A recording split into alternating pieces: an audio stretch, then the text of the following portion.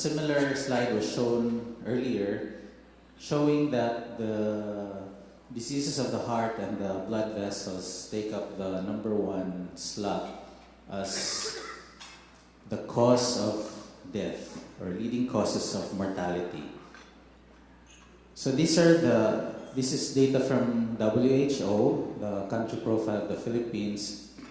So current daily tobacco smoking was about 21% in 2008, with males with 35% of males as smokers and about 8% of female smokers, and physical inactivity in about 23%. Obesity is about 4.6% in males, 8% in females. Overweight is about 25% in males and 28% in females. So cardiovascular disease, why are we campaigning? Why are we doing this prevention campaign? Isn't that conflict of interest? We're supposed to treat patients with heart disease, and we'll be depriving ourselves of patients in the future, yet we're here doing this campaign for prevention because we want to prevent premature cardiovascular disease. So this is the goal of the World Heart Federation, to decrease premature cardiovascular disease deaths by 25% by 2025, and this was pegged last year 2000. So we want to know what steps we can take. So we have to have our cholesterol checked, we have to have our blood sugar levels checked, we have to move more, we have to eat right, so that will not be part of the statistics of premature cardiovascular disease. So when do we start prevention? We should start prevention in childhood. We should start these measures in childhood because our kids will acquire these habits and continue this up to adulthood. So that's why we want to start it during the young. There was a study entitled Pathobiologic Determinants of Atherosclerosis in the Young, wherein they examined the arteries of patients as young as 2 years old up to teenage years.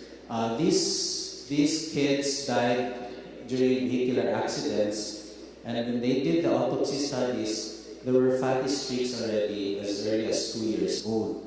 So, depending on the number of risk factors, the diet, and physical activity of these kids. So that's why we need to start them in the young.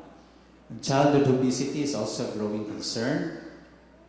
There was a recent article that came out in a local newspaper in Cebu that stated that Cebu had the highest childhood obesity rate in the country, and smoking may start as early as 10 years of age. So that's why we want to go back to the classroom and address these issues. What's the 50 to 100? So we want something catchy, something that can be recalled easily. So 50 to 100. We actually adopted it from the American Pediatrics Association with a 50 to 10 campaign. So we just modified it.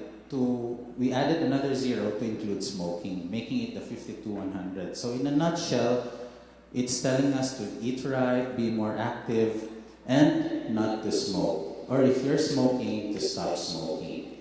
So what's the 50 to 100? So 5 stands for 5 servings of fruits and vegetables a day.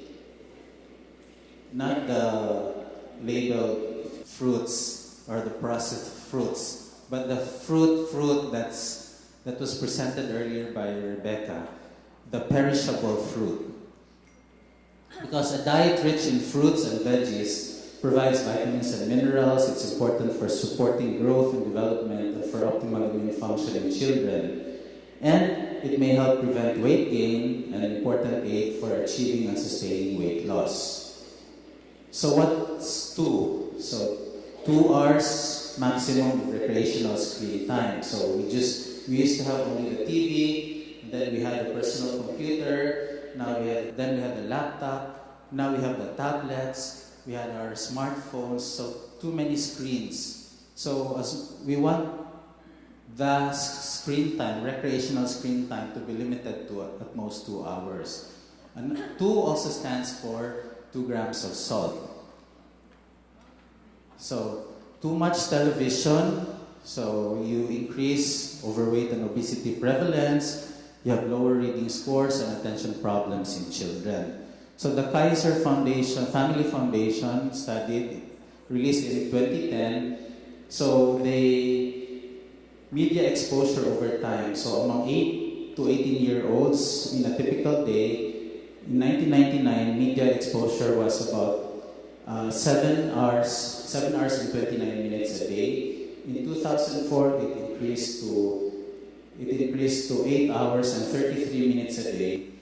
By 2009, it further increased to 10 hours and 45 minutes a day. So with more tablets, gadgets coming, we expect more increase in screen time. Salt, why salt? We love salt, but it's going to kill us if we take a lot of salt. Because too much salt can increase your blood pressure, so we have to avoid foods like crisp, salted nuts, canned and packet foods. The foods that were shown earlier by Rebecca in one slide. Then we say, but I'm going to take breakfast cereals, they're healthy. So make sure we check the sodium content of our foods, especially the processed foods that we take in. What's one? So one stands for 1 hour of moderate physical activity. So for kids 5 to 17 years of age, they should do at least 60 minutes of physical activity every day. You know, in the cities, we have lots of buildings, so that's why we don't have enough space for recreational activities. We hardly have parks in our cities. So why physical activity? Because we want to promote the child's concentration, healthy growth and development, and disease prevention, and we want to prevent childhood obesity. Because these physical activities learned in childhood will contribute to a patient's increased risk for heart attack and stroke in the future. For adults, as mentioned earlier, this is the American Heart Association recommendation for adults 18 to 64 years of age. 150 minutes of moderate physical activity every week. That's recommended. You reduce the risk of heart disease by 30% and the risk of diabetes by 27%. So if you don't have time to do 150 minutes of moderate intensity physical activity in a week, then you can do 75 minutes of vigorous physical activity in a week to reduce your risk of heart disease, hypertension, stroke, and diabetes. So it's not just sport. It's also any bodily movement, walking, doing chores, and dancing. And then we say, but I've never been active. I've always been geeky since I was a kid. So how do I engage in sport? So we can do walking. Walking will help a lot. So there's a study, the National Runners Health Study and the National Walkers Health Study, which followed 33,060 runners against 15,000 walkers. And they found that the same energy used for moderate intensity walking and vigorous intensity running resulted in similar reductions for blood pressure, cholesterol, diabetes, and possibly heart disease. That's over 6 years. So we can do walking. So our two previous speakers mentioned the use of pedometer. So this will help us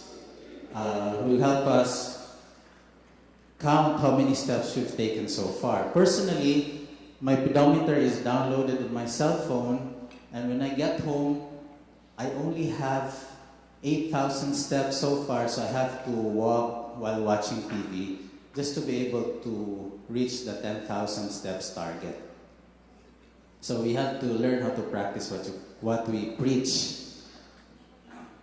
So this is mortality rate according to level of activity. So METs means metabolic equivalence. So the higher the METs, the higher the level of activity that you can do. If you can only do 1 to 6 METs, you have higher, that's the least fit individuals, you have higher relative risk of death compared to the most fit individuals with a lower risk of death. So this is a quote from Professor Sanjay Sharma, the medical director of the London Marathon.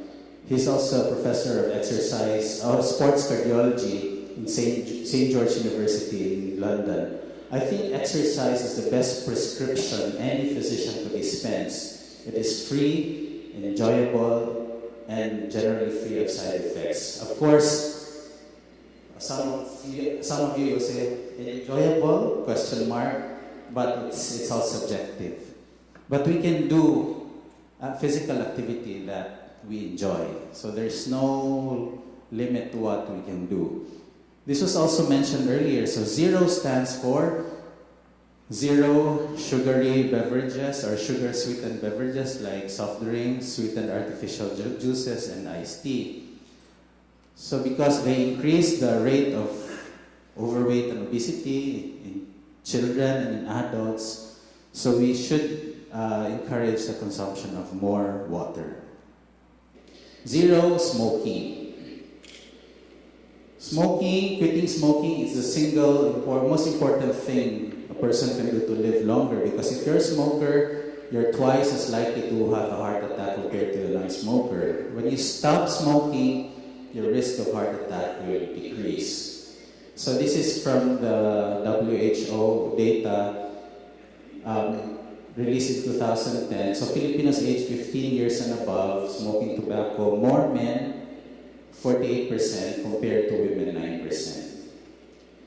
So it's not just the person smoking, we also have to avoid secondhand smoke. So secondhand smoke is the smoke coming from the burning end of a cigarette and the smoke breathed out by the smoker, because it also contains the 7,000 chemicals which are also toxic to our body.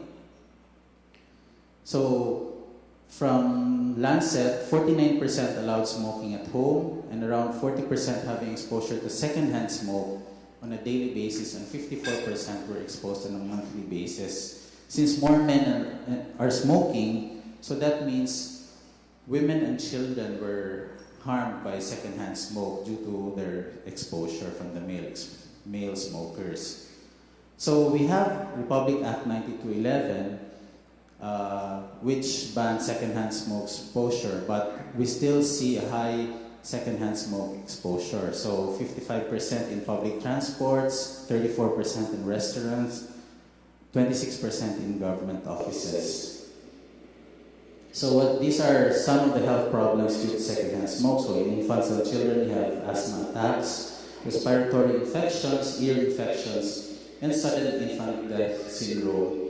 In adults, you increase the risk of heart disease and lung cancer by 20%. In non-smoker, you see numerous chronic and respiratory, you have coughing, wheezing, and shortness of breath. There is no risk-free level of exposure to secondhand smoke according to the World Health Organization, International Agency for Research on Cancer. So we have to be vigilant, we have to take a proactive stance to make sure that the smoke-free ordinance is enforced. So we have to have a 100% ban on smoking indoors so that we can be fully protected from the deleterious health effects of exposure to secondhand smoke.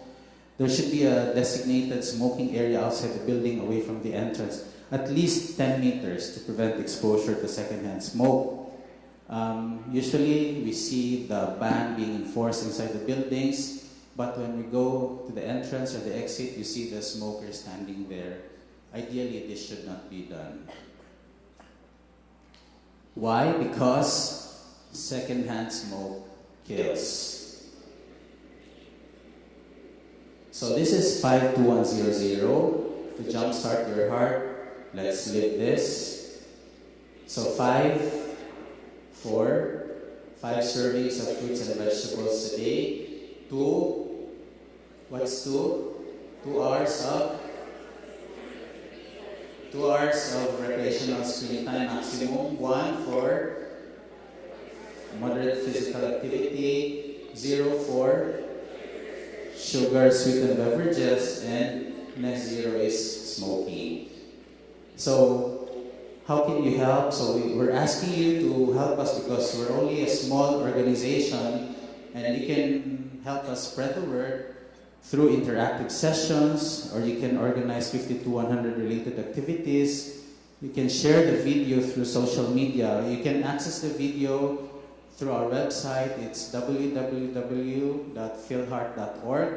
Or maybe you can print posters in your companies or stickers and live the 50 to 100 way. So, according to a renowned cardiovascular surgeon who founded the Texas Heart Institute, the secret to longevity and good health is prevention. Make the lifestyle changes necessary to promote good health in the future, and they don't cost a thing. So, thank you very much for listening.